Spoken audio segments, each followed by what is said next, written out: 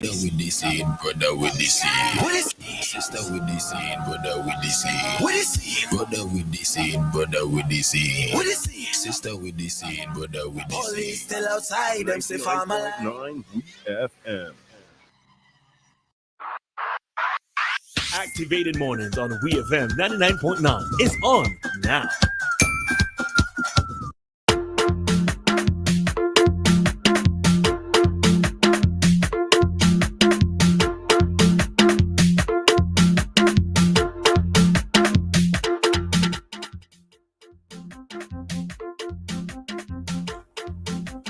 Welcome back to St. Vincent and the Grenadines. The time is 8:08 in St. Vincent and the Eastern Caribbean. If you're just joining us, you're listening to Ariane. With me is Roleza, and we are Activated Mornings this morning. And this morning we have a special guest joining us, a former photographer, interviewer, the answer of questions. I would say the interviewer to the stars. He has charisma. He knows how to structure these interviews in a way that have you engaged. He has been promoting Caribbean countries all across the region, even those in Central America. And I'm talking about Belize. He has even reached Belize, St. Vincent, and the Grenadines. And I'm talking about no other than Daniel Loveless, the host of What You Know, and he's with us this morning. Good morning, Daniel. Good morning. Good morning. How you doing? I'm good. And you? Really happy to be here, man. All right, good. My main question, right, before we start, you planning on staying for Vincy Mas? Boy, you never know. All right, that's No, I was just saying officially good morning, and from our end, welcome to SVG. I know that this is your second visit here, and from what I've seen so far online, you have been thoroughly enjoying yourself, right? I know that Vincy somehow seems like it's a second home to you, although I heard you say that you would move to Belize if you had the chance to. But know that we and Belize have a kind of connection, so that's probably why, right? Yeah. I feel so. All right, so we open the floor over to you. Who is Daniel Loveless? I mean, Daniel Loveless, what you know, I travel the world doing the show, what you know, I question people across the world, kind of learning about people, interacting with people and trying to connect the Caribbean together and trying to encourage people to, travel to different Caribbean destinations and interact with the people and, open up your minds to different cultures and different peoples, different foods, etc. So, I mean, Daniel Loveless is a given person, humble person, down to earth, and just loves to connect with the people. Yeah. So you had said that you started your journey as a photographer, and you were actually at church, and someone in the church encouraged you to just head to Port of Spain and do some interviews. Yeah. You just went off a whim and you did just that, and you did not expect it to take off the way it had taken off. You're actually touring with, is it Bungie? Yeah. So I did. I was a photographer for Bungie Garland for like the carnival season in Trinidad. When I decided, to try to take the What You Know show seriously and try to make something out of it and probably make it a real job. And I mean, that's exactly what I did. All right. So how did the concept come up, though? Well, a member of a church that I would have attended 8 years ago, back home in Trinidad and Tobago, he recommended that I probably explore having my own show because I always had this vibrant personality. Like every competition it had in church or every play it had, I would usually be at the forefront of it. And he told me that I had a good personality to do like a show of my own, and we should probably do something like in Port of Spain also. And we really went down to Port of Spain and Trinidad and Tobago and did a social experiment. We call it What You Know, where we question people about culture and national birds and stuff.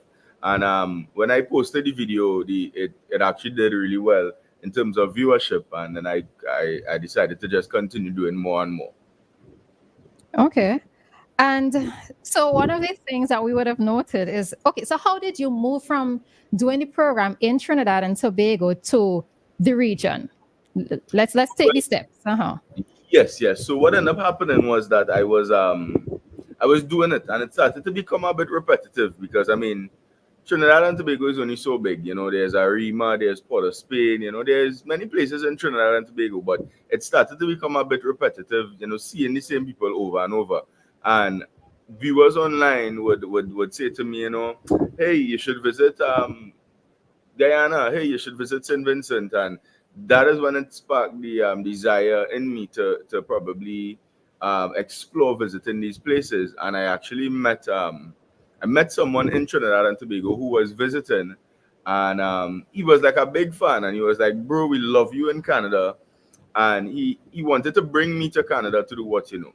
And long story short, he actually did bring me to Canada to do what you know. And when I finished doing what you know in Canada, and I got back home, I decided that I didn't just want to continue going about Trinidad and Tobago, but I wanted to now take it from a place where I went from place to place in Trinidad and Tobago to country across the world. And from there, I started with Guyana, and then I just kept going to different Caribbean countries that people would try to convince me to go.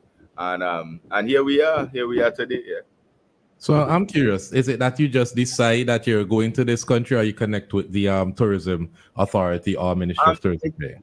It started with me just randomly going to places, and it's still that way today. But along the way, I've managed to bring on board some different tourism boards. Like I work with the Barbados Tourism Board, I work with the Antigua Tourism Board, the Belize Tourism Board. So along the way, you find that people hop on board and people get, into a part of the vision. But I don't necessarily wait for opportunities to visit places. So for instance, in Vincent on this trip, it wasn't like a sponsored trip or anything like that. It was just it was really impromptu though. A friend of mine, her name is Leandra. She's from St. Vincent, and she would have helped me out making some connections the last time. And there was this day I was in Antigua, and she messaged me and she was like, when you coming? And I was like, you know what? I'm coming in. The next time I'm free is May. I'm coming in May.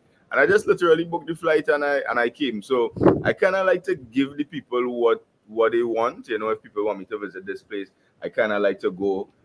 So I don't necessarily like to wait too much for someone to bring me. Like if the people demand that I come somewhere, I want to go. So it's like, for instance, after here, I'm going to Barbados. And although I have an arrangement with the tourism board, that trip is not sponsored by them. It's just because people are requesting that I come, so I'm gonna go interact with the people and chat with the people. So it's more like random places. And then I have a goal of visiting every single Caribbean country in the Caribbean. So I'm trying to visit as many as possible that I can go. Yeah. All right. All right. So Daniel, this cannot possibly be cheap, right? Traveling this way cannot possibly be cheap. So how do you actually get things done? I noticed that you have an affiliation. You are associated with the tourism boards of different countries. So I'm going to ask you a two-part question. One, what exactly is your role within these with assisting these departments? And also, how do you actually, in a sense, make a living? Because traveling throughout the Caribbean is not the cheapest. So how do you actually make a living from this venture?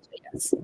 All right. So I'll firstly answer the first question. Like before, how I did it was that my main business was in Trinidad and Tobago, where companies would pay to advertise and do special editions of their company. So let's say we have Coconut Company, I would do like an episode sponsored by Coconut Company, and then I would use those funds and book travels to travel to different places across the Caribbean. So that was my structure before. So like I would go back home, I would do like 5 to 10 deals, 5 to 10 episodes, and then I would take all those funds now and reinvest into traveling and to go into different places, etc. When the money runs out and I'm out there, I just go back home, take a break, do that same thing, and do it all over again. But what is happening these days is that the business is actually equally as big as it is in Trinidad and Tobago in other places. So it's now becoming a bit easier for me. So like for instance, when I went to Guyana, I had Digicel Guyana come on board as a title sponsor. So when companies come on board and they do these things, it enables me to travel to more destinations. So I remember when I was back home in Trinidad, I would have gotten some sort of deal. and it was like a lot of money at that time, and I would have took all that money and book a bunch of different travels. So it's like I believe in this, and that's why although it's expensive to travel in the Caribbean, the support from different companies who choose to advertise within the show enables me to go to different places around the Caribbean. And so that answers the first question. So I would take all the money, all the earnings from what I earn from and then reinvest it into travel with the hopes that people come on board, and with the hopes that it just works out. Because when I was going to Guyana, for instance, it was just another trip that was just booked because I know Guyanese people like me. So said, so done. I mean, Digital Guyana reached out, and I was able to provide some sort of funding, which I can now use for further travels. In terms of my role in the Caribbean tourism industry, my role is to highlight the different characteristics of the country, mainly coming from the citizens of the country, to encourage people to visit that destination. So before, my purpose wasn't as deep. I would just go and ask people questions, and people would kind of get a feel of what the people were like. But since the rebranding, I'm able to do a type of content where people are actually learning about the people and learning what the place is like. And through that format, I've now been able to have people actually show interest in visiting different places. So for Antigua, for instance, I've had a bunch of people saying, I want to visit there, I want to go there, where can I stay, etc. With St. Vincent, I'm now creating that same trend where there are a lot of people in the comments now who are saying, these people look so nice, I would like to visit. So it's more about promoting the tourism of the country and encouraging people to actually get out and try to visit these different places. Although traveling in the Caribbean is expensive, yes, I think that they are it's not as expensive as people may think. I mean, to get to St. Vincent, if you get the flight on the right time from Trinidad, from any other country, could range you anywhere from $200 to $400 round trip. Um, and I think that that's a realistic target. If people, even if you have a job and you save piece, you can visit these places. For me, I don't necessarily stay in much hotels unless it's sponsored. I prefer Airbnbs because it's cheaper. So I'm trying to really show people in the Caribbean that there are ways that you can traverse the Caribbean. And one of the things that I'm also looking to do as well to even deepen my purpose in promoting tourism of these places is actually giving people opportunities to visit places, all expenses paid. So it's like I might interview somebody in St. Vincent, and they would win a round trip to Antigua, where the Antigua Tourism Board will take care of them, to kind of encourage more people to Nice. travel the Caribbean and really just open up their minds to what the Caribbean has to offer. All right. So there are actually three of us here. So we're going to say good morning to Crystal this morning, who has decided to join us. Good morning, Crystal. How are you doing? She no, okay. Like both. All right, she's not ready yet. All right. Okay. All right. So one of the thoughts, well, let me not say that. We've seen your interview style change over the years from encouraging persons to know more, to asking different questions, to testing people's knowledge on certain things, simple things like spelling, or simple things like student companion geography. stuff. Certain things like geography. But then on this trip, we see you targeting entrepreneurs, targeting vendors, and you have done that before. But so far, from the content you've uploaded this round, I've seen you go that route. How do you decide what your line of question is, or do you adjust it for each country? So before, prior to the rebranding, I would come up with a bunch of different questions and then do my research on the place and ask questions based on that.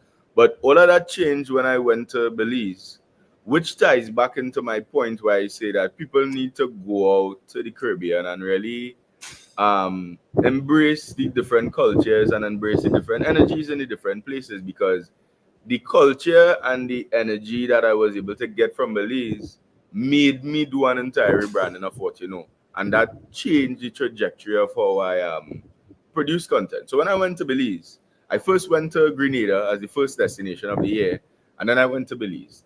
Now, when I arrived to Belize, I did the same thing that I always do. I, spell Belize. I asked the lady, how many days are there of the year?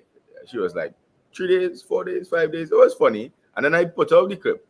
But something different happened. Rather than it started to go viral, but people were not too pleased about the content in Belize. They were like, we feel like you're messing up this lady, and we love you so much, and as much as it's funny, still we find that you could do something different. And normally when I get negative comments or negative messages, it doesn't really bother me too much because I got so accustomed to negativity across the years of doing what and criticism.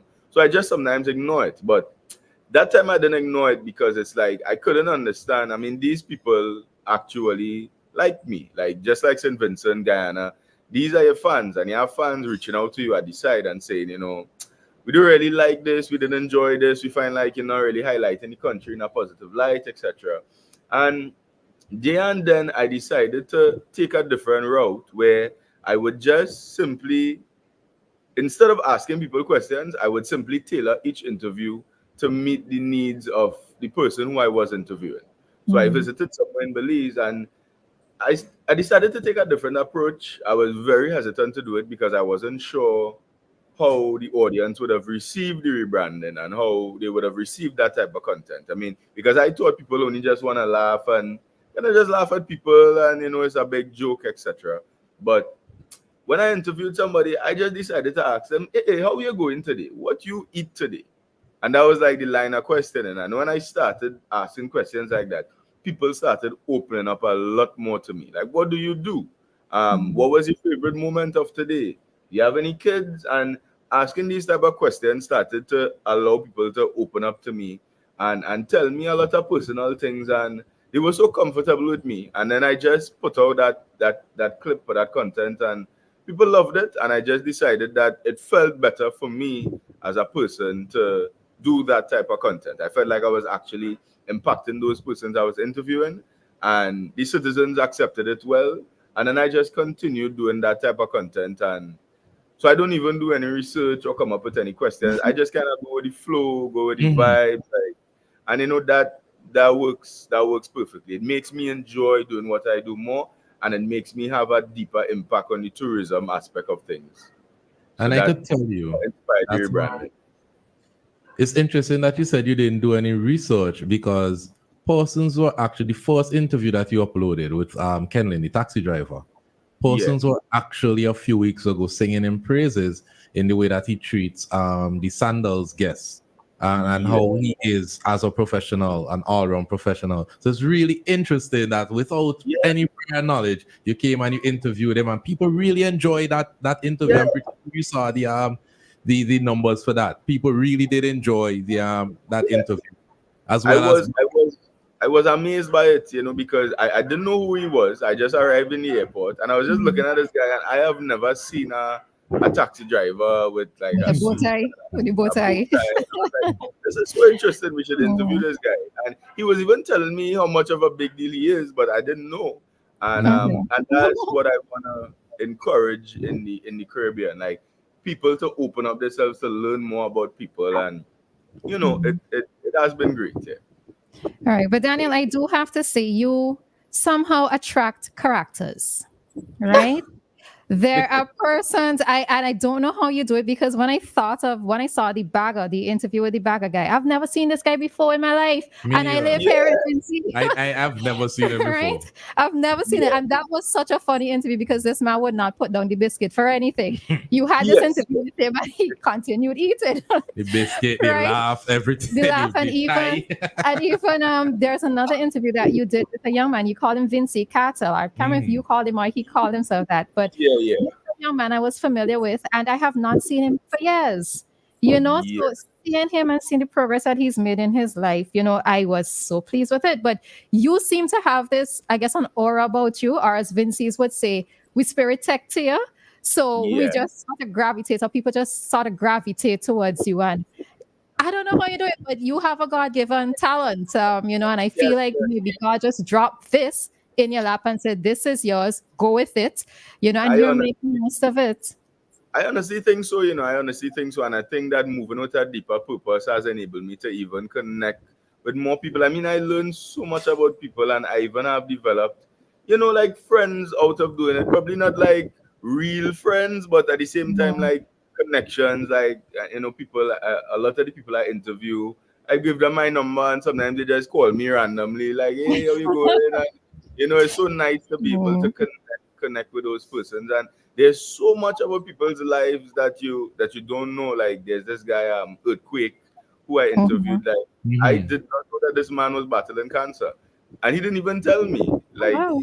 his sister Mhm. reached out to me, and she was like, he's battling cancer or whatever. So I'd like if you could pin this link. It's a GoFundMe link, and it's like he already has like 6,000 US donations out of 45,000 USD. But it's just like it's amazing to see, not really amazing, but kind of like mind blowing to see how much people like are going through that you would never know if you don't ask. He didn't Yep. open up and tell me that because I guess it's not something that he goes around advertising. But Mhm. it's kind of like I'm so happy that I did the rebranding so that I could now learn more about people. And I'm actually going to do a follow-up interview with him as well where he could talk about it. So hopefully people could Mhm. support if they choose to. And that's the kind of impact that I'm going for rather than just a quick laugh. So you Mhm. still get the opportunity Mhm. to laugh, but you get the opportunity to go through different emotions, whether it be laughter, sadness, happiness, smiles, etc. Mhm. So who do you decide who to interview? How do you decide who to interview? Well, these days my approach is kind of looking for people who I think will provide some sort of um, vibrant interview. Because with this new style now, I don't have the questions to rely on to bring out something out of somebody. I can't say like spell St. Vincent, try a thing. So I don't have a way that I could bring out something out of them. So I usually now try to target the persons who I look like who look like might be open. So Mhm. you find that people who smile the most on the street or who talk the loudest, I usually go to that person and be like, "This is an interesting person. They seem like Mhm. they have something to share." And then sometimes I still do take the chance on the quiet persons, but not all the time it turns out to be like good content. So like Cartel, for instance, was a chance that I took, and he was great. So I still don't overlook the quiet people or the people who look like they might and provide good content. But I just try to give everybody a chance to say, something or what's on their mind. All right. So we've been joined by Crystal, our I fashionista. She's another part of our Activated Morning program. So, Crystal, I don't know if you have any questions for Danielle. Oh yeah. Hi, good morning. But I'm not sure if we're gonna take a break right now. But let me just say good morning, and it's a pleasure having you on Activated Mornings. Thank Um, you. quickly, how much longer do you have in St. Vincent and the Grenadines? I have until Thursday. I leave on Thursday morning, so I'm here today, which is Tuesday. Tuesday and Today's Wednesday. So Tuesday. 2 days. Yeah. Well, Wednesday. Yeah. Okay, Okay. I don't know if Roleza or Ari have asked before, but have you gone to the Grenadines? I visited Beckway. Would that be considered a part of the Grenadines? Yeah. Yes, It yes, is. yes. It is. Yes, yes. Right. So I Let me visited. save I you. visited. It's the first and the biggest Grenadine island. So, yes. Right. I Mhm. visited there last time, and I am considering going tomorrow since a lot of people are requesting that I come. Okay. Okay, great. That's actually great. All right. All right. So, as Crystal indicated, we do have to take an ad break. So, we will be back in about 2-3 minutes. All right, Daniel? No And problem. I'm listeners, right I'm here. sorry, it's not just Daniel, and listeners as well. So, we'll be back in a moment. All right.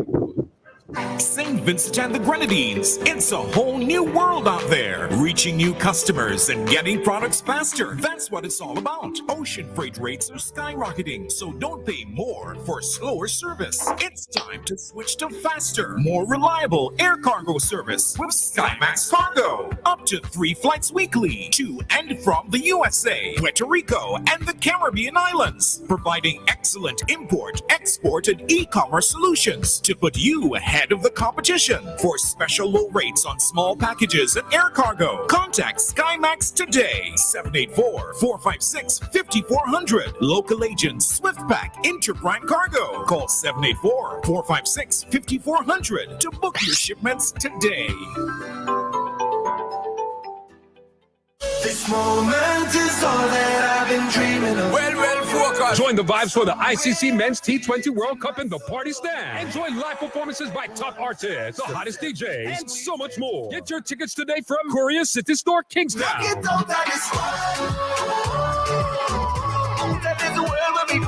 ICC Men's T20 World Cup, the vibes in the Party Stand. It's gonna be out of this world. Get your tickets now. Do you want to feel clean or refreshed after using the bathroom? Whether at home, work, or play?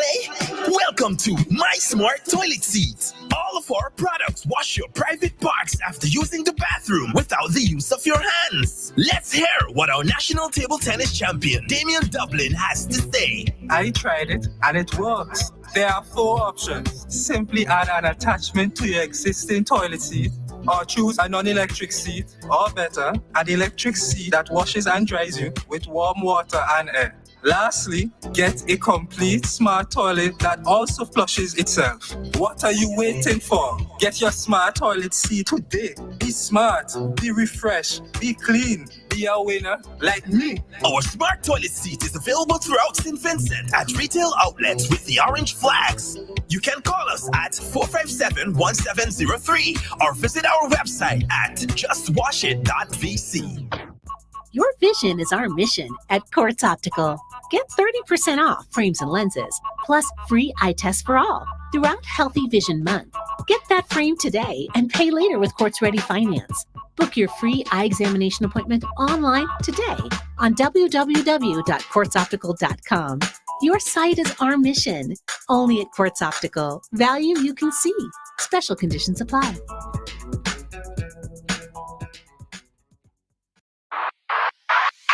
Activated Mornings on WEFM 99.9 is on now.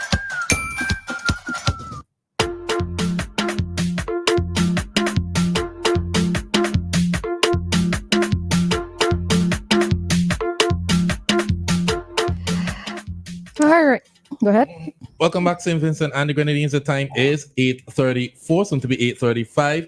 In case you're just joining us, this is Ari, and with me today we have Crystal and Roleza, and our special guest, what you know himself, Daniel Loveless. Yeah, man. But I ain't hear you say it, you know. I want to hear your voice say it. What you know? I can't What you say know? like really pretty. You didn't know. No, you know.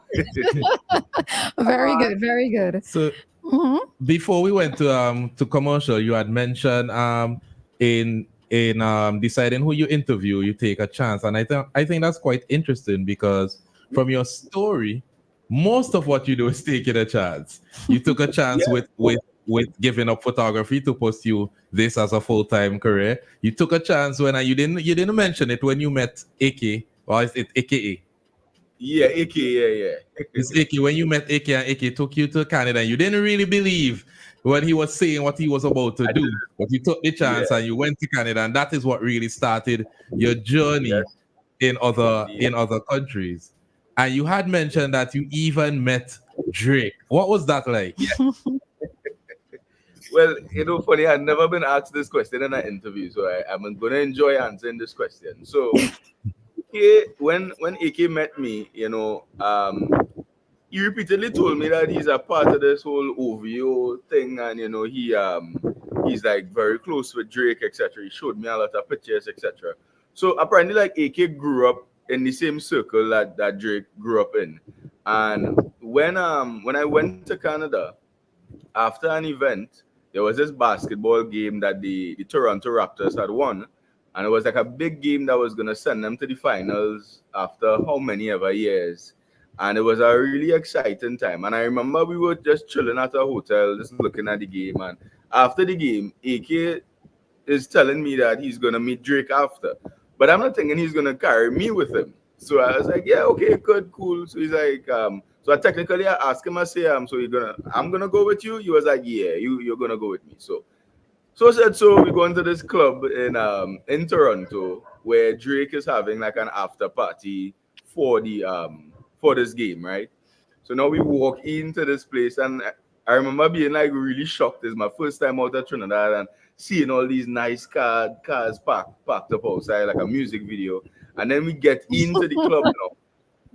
And when we in the club now Drake is not there as yet. I remember feeling really awkward because I'm there with my headband and my shirt, and it's like all the guys around with their like big chains and kind of rapper type fellas.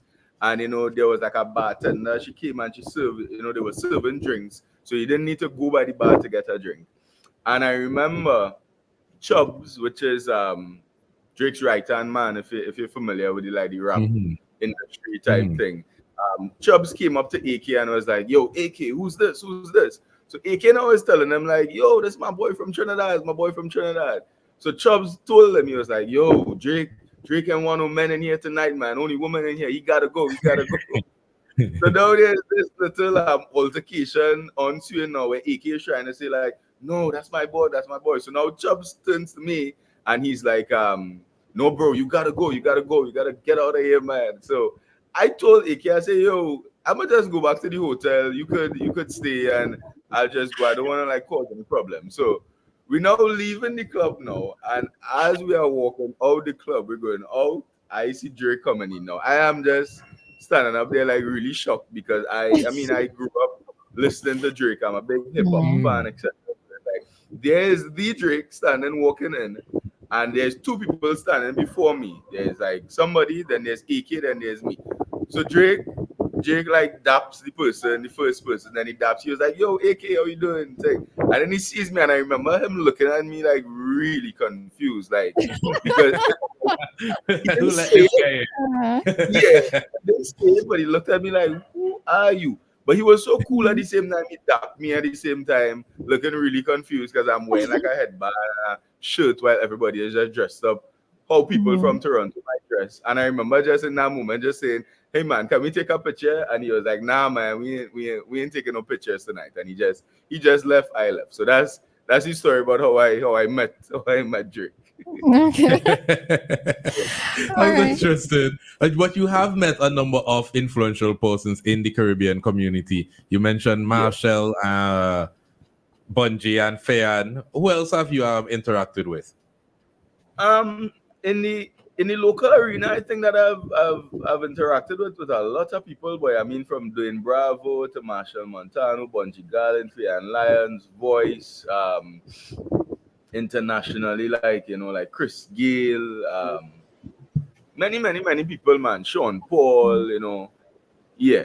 So I've met a lot of Caribbean. Yeah. So the reason He's why. the ultimate flanker. Oh yes, the flanker. The water tanker. Yeah. The reason why I ask that question is, as you know, new media, the media that you're taking part in, the using of social media, TikTok, Instagram, Facebook, that is the emerging media. That is what the young people are locked into, and some of the older folks as well. How do you believe that your platform, as well as you interacting with a lot of these influential people, can indeed help Caribbean people push our culture onto the international market? Well, I think that my platform can participate in achieving that goal by firstly inspiring people to go to the different Caribbean countries and experience it. And when you experience it firsthand, it will be something that you will personally want to share. So it's like spreading the Caribbean culture will not only come from what you know, but it will also come from people going out and experiencing it and being able to share it with their friends and their family, who will also be able to book a flight and go and experience it. Like, I don't know if you guys follow Certified Samson, but that's a good friend of mine. And I remember before I left Trinidad, he messaged me. I was like, "Bro, how is Belize?" And then I was able to send him like a 2-minute voice note saying, "This is how Belize is. This is where you need to go. This is where anything you need, let me know. I'm cool. I got you." And it's like this is me now inspiring him to visit there because he knows absolutely nothing about it. And instead of going to Google, he came to me. So it's like, and now when he goes and he experiences it himself, he will now tell someone else. The same thing when he was visiting Grenada. He messaged me like, "Bro, what is there to do in Grenada or whatever?" And I was able to tell him, "There's the beach you need to go by."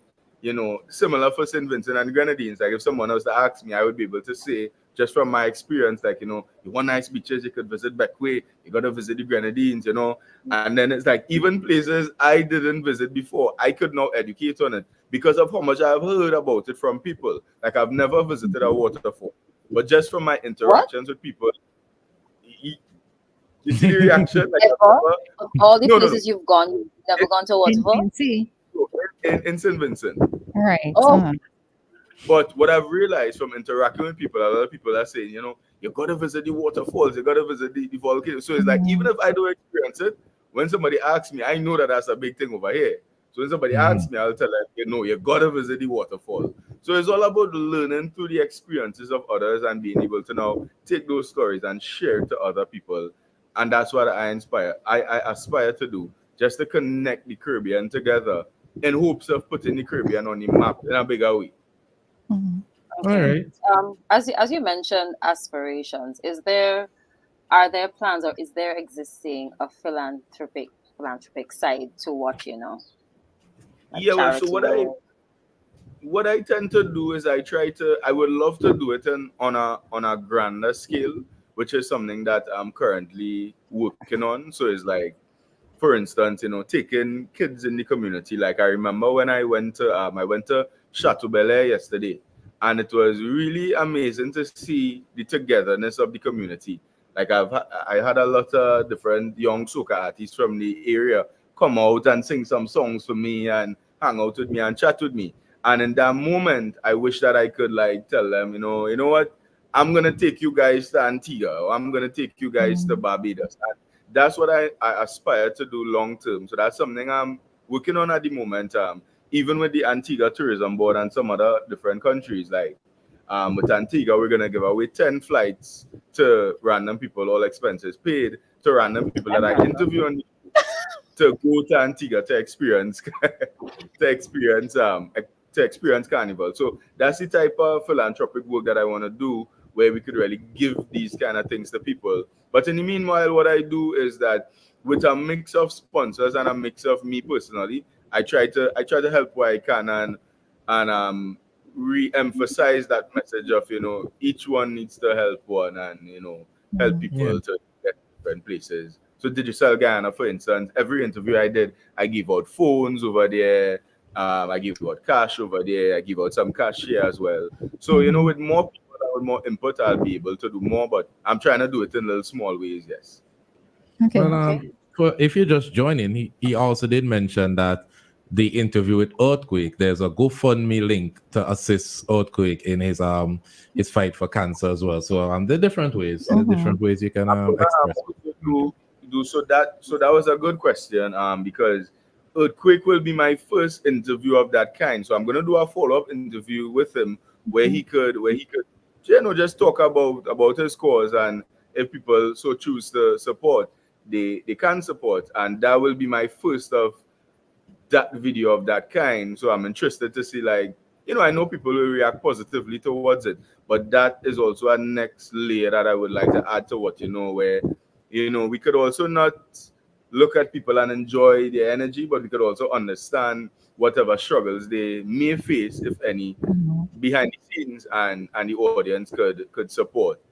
And I've had people in the comments asking in previous interviews, how could we reach out to this person? How could we reach out to that person? So I definitely know that I have an audience who is excited and waiting to support any different causes that I put forward. All right, so Daniel, we see you. Sorry, we started the same time. Go ahead. All right, so we see you on social media. We see you hopping from island to island. We see you interviewing persons. So from our vantage point, it may look like an ideal life, right? Maybe you are, in a sense, living out your dream. But I know even in living out our dreams that there are challenges. So what, in your view, has been, or from your personal experience, has been the biggest challenge, or are the biggest challenges with the career path that you have chosen? And do you actually see it as a career, or is it a sort of a hobby that's tied into being a career? I guess it as before, when I used to do the questions, I would have looked at it as a career, but now with this style of content, I more look at it as a purpose. So I'm working with my purpose. And the first answer that comes into mind when you ask about what's the biggest challenge, I just think the biggest challenge is the burden of carrying the Caribbean on my back, because I know that I know the big things that I wanna do for the Caribbean. So it's like so it's like for me, although yes, I'm living my dream and I'm out in these nice places, it's always a challenge of how can I do more.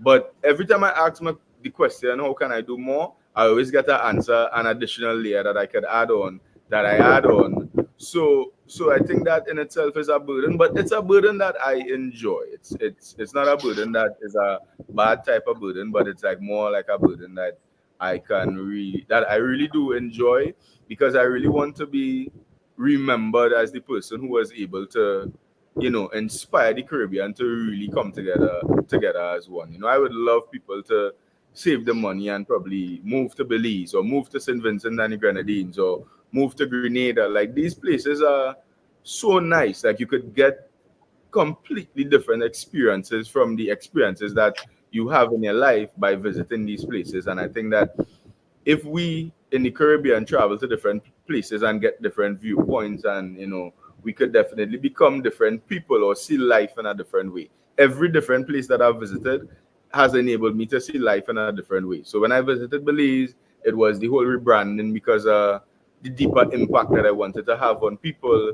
When I visited Guyana, it was like a reminder, like how much people love you in the Caribbean. Then when I visited St. Vincent and I look at all the insights on each different video, it was another reminder, like how much people support the entire movement. And that in itself for me is like, it's like a burden, because I don't want to just have all these views and all these viral videos for nothing. I want to be able to actually have a deeper impact. I want to be able to actually say, like, we were able to raise 3,000 USD for earthquake, or we were able to inspire 10 people to come to St. Vincent and experience it. And I am looking at it also on a deeper level. You have somebody might visit St. Vincent and meet the love of the life, and now able to children and procreate, and now create an entire new space in St. Vincent.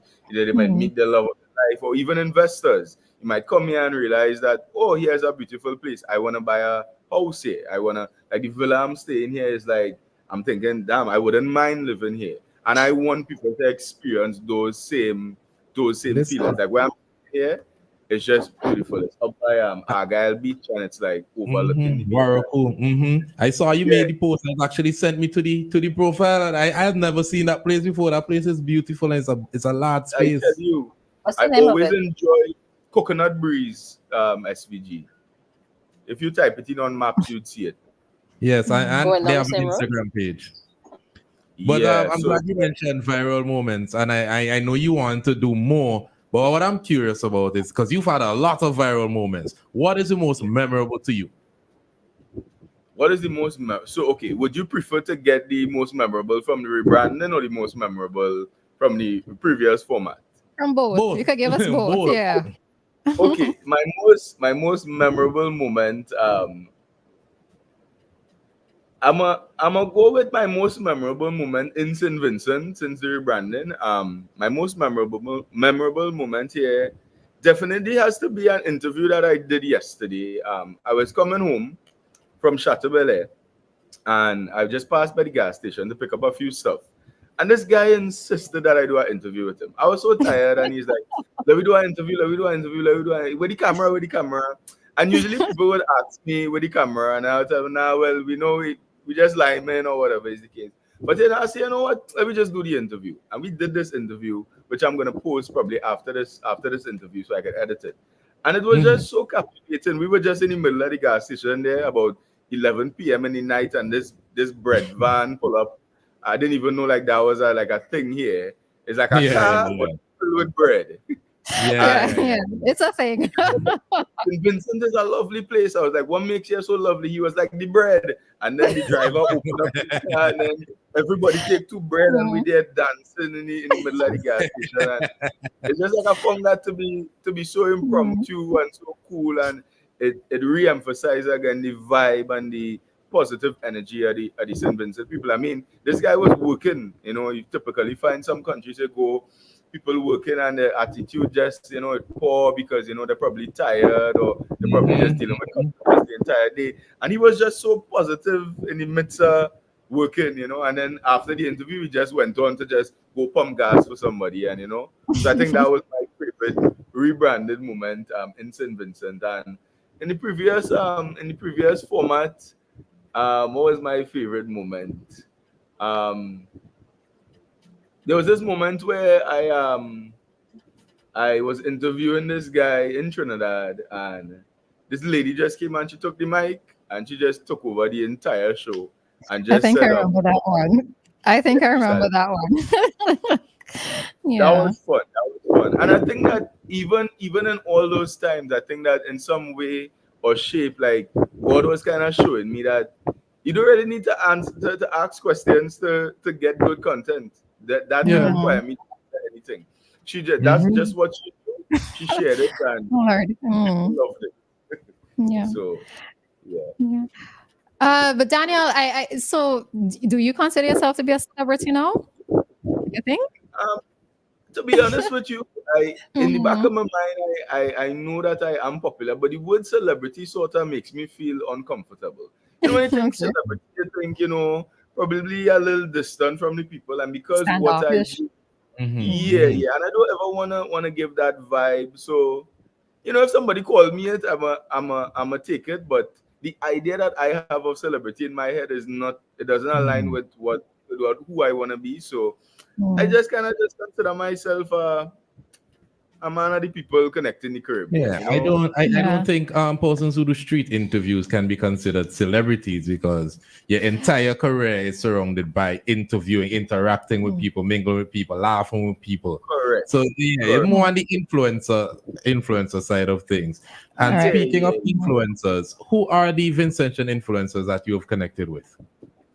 Who have I connected with, boy? I think I've connected with some like on the street or so, but I didn't have any like reach out to me personally to do anything like that. So I'm not too familiar with like who are the trending influencers or who are Mm-hmm. even the persons to, you know, who I should connect with. So I didn't get the opportunity to connect with anybody, but I did meet a lot of soca artists. And if you want to consider them influencers, like yeah, let's go. I was Well, mind blown as to how many soca artists there are here, and even how mhm. different communities, correct me if I'm wrong, but have their little soca monarch. Because I Yeah, met yeah, somebody you're right. You're right.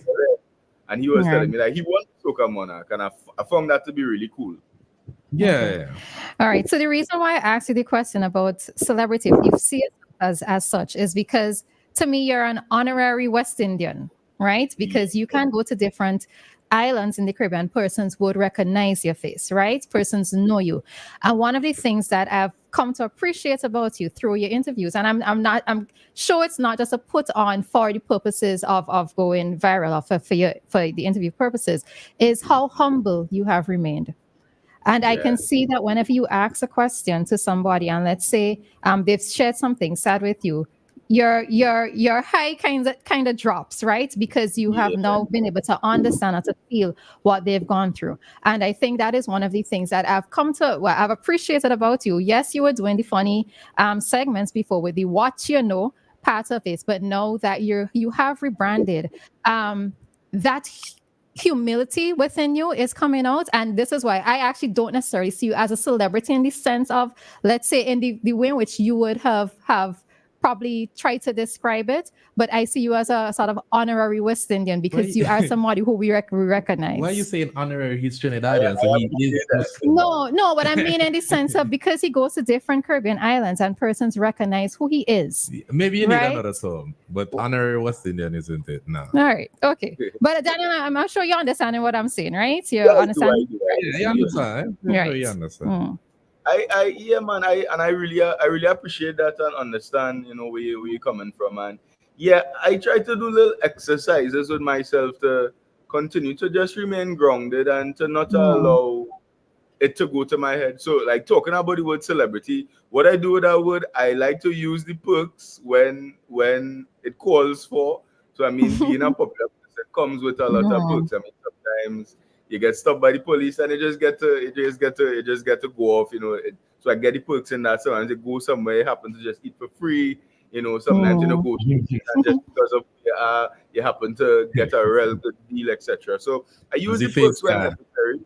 But I like to just try to do a lot of exercises just to keep grounded, because I don't think that I could be as successful without the people. And it's also a good time in my career for me, because it's like I've always been this way, but it's like because of the format of the show that I was doing, you didn't always really get to see that side. So it's like enough times, even before doing what, I'd interview somebody, ask them questions, and then off camera they would say, I'm having a hard time right now, I think you could help. And I would help them, a lot of different people, have paid for some people groceries, etc. A lot of just things behind the scenes, but people are now only getting to see these sides of me. So it feels good for it to be acknowledged, because I always wanted that people could actually see that I am relatable. I am you can chat with me. I'm not too far out of reach from anybody, and and I just enjoy connecting with the people and bringing together people. Like, it brought me immense joy being in Chateaubelair yesterday and just seeing everybody from the community just come out. And it's like, yes, it was the carnival launch, but we wasn't even in the area of the carnival launch. We went in like a side street, and when we went, it was empty. But by the time I arrived there, everybody came out. Everybody is bringing their friend to do an interview, etc. So it feels good to really bring together people and really connect with people on that deeper level. All right. So, Crystal, we're over to you. I'm sorry. Over to you. I don't know. Sometimes, the internet just. Have you ever done an interview and not shown it or uploaded it? Yeah, so we have a lot of interviews like that, and sometimes it's not because it's not a good interview, but sometimes we usually release interviews in order of what we think is the best. So it's like we would try to put out interviews that we think that the audience would like, and then we would save the others for emergency uses if we need to use it. But then what tends to happen is that we then visit somewhere else now and start posting new interviews. So then you find you might only see those interviews when we're having a slow time. Then we pull back, some of the interviews that we didn't release. But what I'm trying to commit to mitigate that, to allow everything to go out, is I'm trying to really commit to putting out one video per day, so that even as like when on the days that I'm not recording, we could still put out something, and that content doesn't just remain, that doesn't go out. Because what I've come to realize too is that sometimes what I think may not be the best, or may not be viral, or may not impact or inspire somebody, it might be that interview to inspire somebody. So we're trying to put it out. And what I'm also considering doing at the moment is probably having like a website or an app where literally all the interviews will be. So it's like, even if persons don't see their interview on our public social media, they could still visit the website or the app, and they could see all these interviews regardless. So that whosoever wants to just sit and watch, we do up to 20 interviews per day. So that's like 20 by 5, that's like 110 minutes. That's like over 2 hours of interviews, but we would only post 5 minutes per day. So it's a lot of different content, but we might explore doing that to avoid people feeling like we don't put out the interviews, and to also just give the audience more content to peruse. All right, so we are at the 9 o'clock hour. It is now 9:01 here in St. Vincent and the Grenadines. Would you like to leave any last words with our listeners? I think I just want to end on a note of gratitude, to the people of St. Vincent and the Grenadines. Since I've came here, I've only felt love and warmth and hospitality from the people, and it's something that I don't take for granted. And I also want to say that I take my role very seriously in what I do. So for me, it's not just about views, it's not just about interviews, but it's about truly connecting with the people and connecting the Caribbean together. So I just want to thank everybody for supporting the videos and sharing the videos, liking the videos, and so I just want to end on that note of gratitude. Thank you for having me here in the on this interview here. And keep supporting the videos. And if you have any suggestions, you guys want to reach out, let me know what you want to see new, where you want me to go. Definitely take suggestions very seriously, and Well, once again, just thank you to everybody in St. Vincent and the Grenadines and any other viewers who may be listening anywhere else in the world. Well, also be sure to leave your social media tags as well. Yes, I forgot that. What you know on Facebook at What You Know TT on Instagram, and you can follow at I am Daniel Loveless, and well, What You Know on YouTube as well for the full editions of the episode. So even if you're not catching up with the single interviews that we post every day, we post compilations on YouTube where you get that landscape version of What You Know. So you can sit there and watch up to a half an hour of What You Know. So look out for it. I'm releasing the official St. Vincent episode on Thursday when I leave. So look out for it. And thank you again. And we can't forget TikTok as well, where you have your little sub-series, What You What Didn't You Know. Yes, I actually do a series on TikTok called What You Didn't Know, where I share different parts of my journey that just people just didn't know, like the Drake story and like my first time traveling to different places. So you can check out that at I am Daniel Loveless on TikTok and many other different things there. All right, and we are going to allow you to end this segment with your tagline, with your voice. Yeah, so man. To you. You know, St. Vincent and the Grenadines, we just want to know what you know. If you know anything you know, you may know, I may not know, but we just want to know what you know. And thank you for joining here today. And if you didn't know, no, you know. All right, thanks very much again, Daniel. Guys, have a good day. Bye.